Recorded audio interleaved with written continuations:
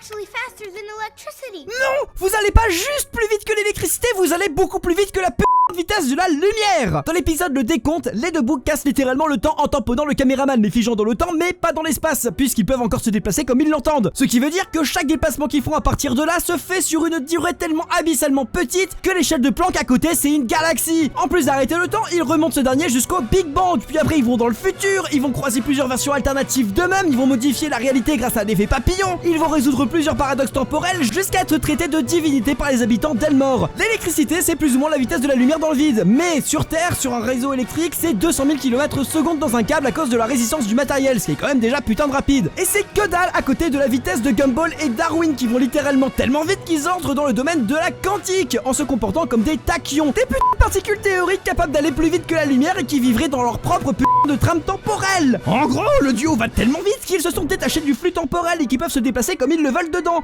Un peu comme les tachyons qui se sont détachés du tissu spatio-temporel grâce à une interaction du champ 2.0 du vide quantique. J'ai rien compris. T'inquiète pas, t'es pas le seul, et à quel moment ce truc a le moindre sens?